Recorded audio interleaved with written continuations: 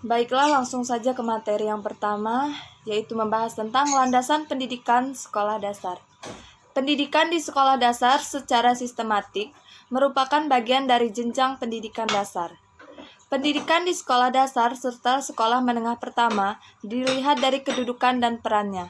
Secara konstitusional, dalam Undang-Undang Dasar Negara Republik Indonesia tahun 1945, dinyatakan bahwa salah satu tujuan pembentuk Negara Kesatuan Republik Indonesia adalah untuk mencerdaskan kehidupan bangsa. Modul ini merupakan bagian dari mata kuliah Perspektif Pendidikan Sekolah Dasar. Secara psikologis, pedagogis, modul ini diharapkan mampu menjelaskan landasan konseptual. Teori kognitisme, teori historis kultural, dan teori humanistik sangat relevan untuk menggali landasan filosofis dan psikologis pedagogis pendidikan di SD atau MI. A. Teori kognitivisme dikenal sebagai teori perkembangan kognitif dikembangkan oleh Jean Piaget yang dimaksud dengan asimilasi adalah integrasi data baru dengan struktur kognitif yang sudah ada dalam pikiran. Sedangkan ekuilibrasi adalah proses penyesuaian yang sinambung antara asimilasi dan akomodasi. Dalam tahap operasi konkret terjadi pergantian perilaku impulsif dengan refleksi dasar. Pada tahap operasi formal mulai tumbuh pikiran tentang berpikir logis dalam berbagai situasi dan mampu bernalar secara utuh. B. Teori historis kultural atau cultural historical theories. Teori ini dikembangkan oleh Lev S. Vygotsky yang memusatkan perhatian pada bidang aspek manusia. Sistem simbol yang digunakan adalah bahasa lisan dan tulisan, sistematika, notasi musik, dan lainnya.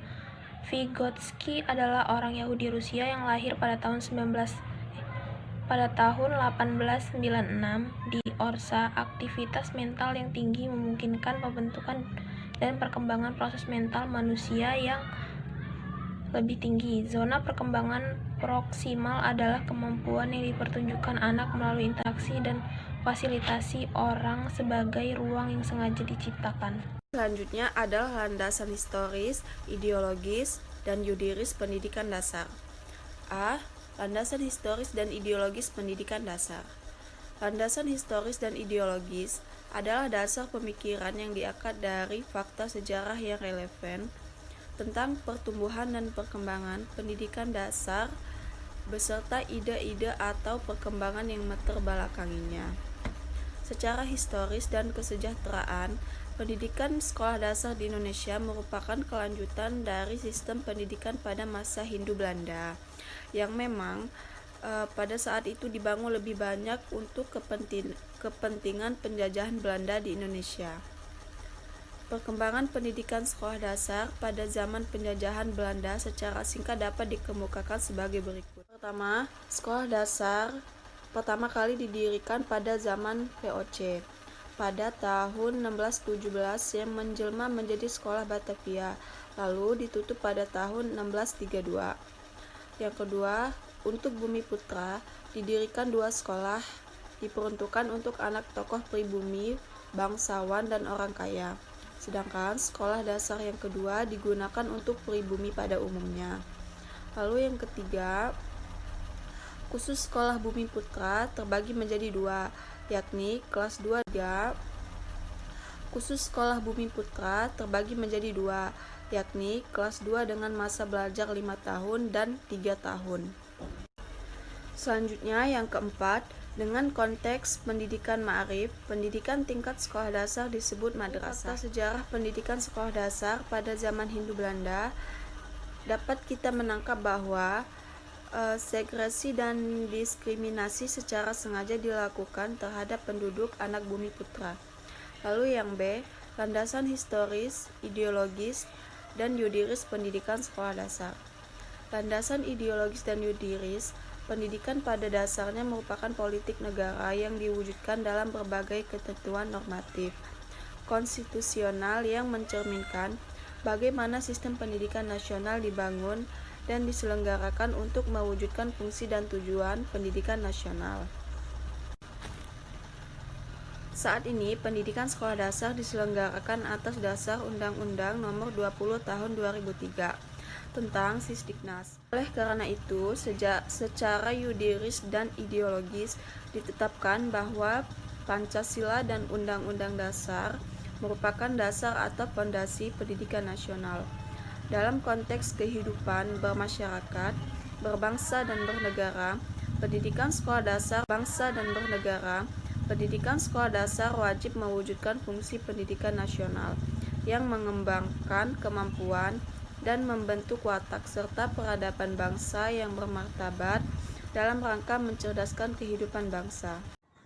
1. Pendidikan dasar berfungsi menanamkan nilai-nilai, sikap, dan rasa keindahan serta memberikan dasar-dasar pengetahuan dan kecakapan membaca, menulis, dan berhitung.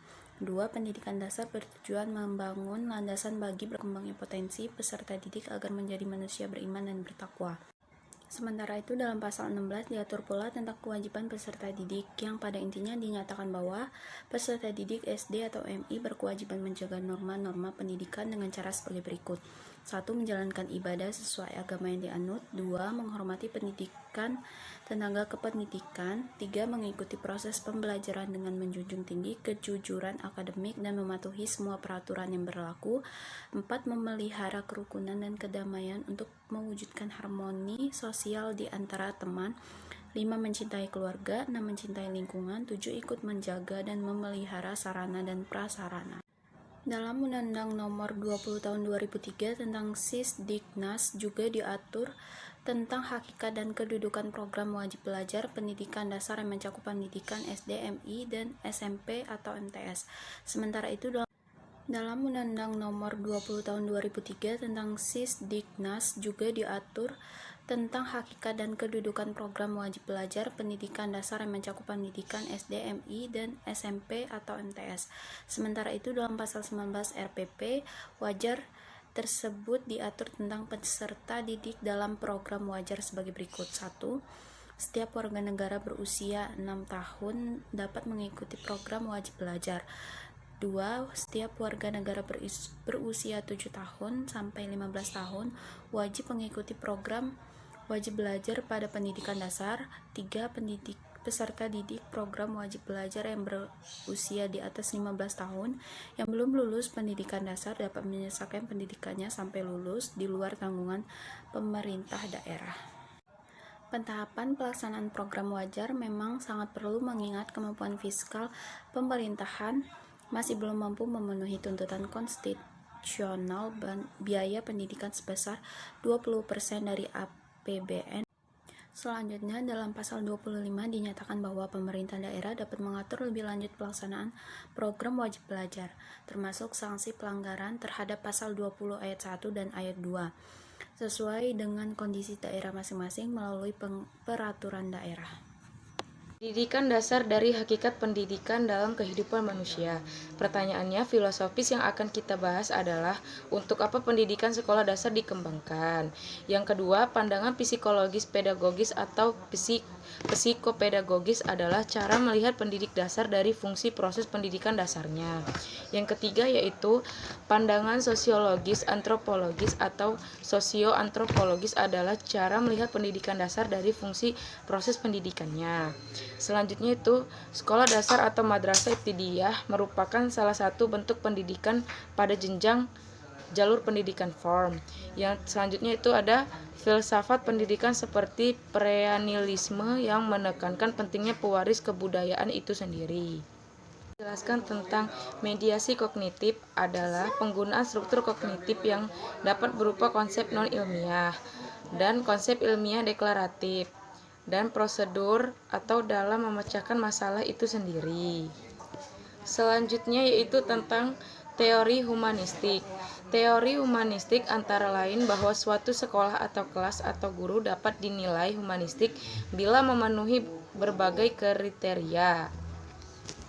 Selanjutnya yaitu ada juga landasan sosiologis, antropologis pendidikan sekolah dasar. Pada bagian ini kita akan membahas pendidikan sekolah dasar dari sudut pandang sosiologis, antropologis, dan proses enkulturasi atau pewaris nilai dari generasi tua kepada peserta didik tersebut.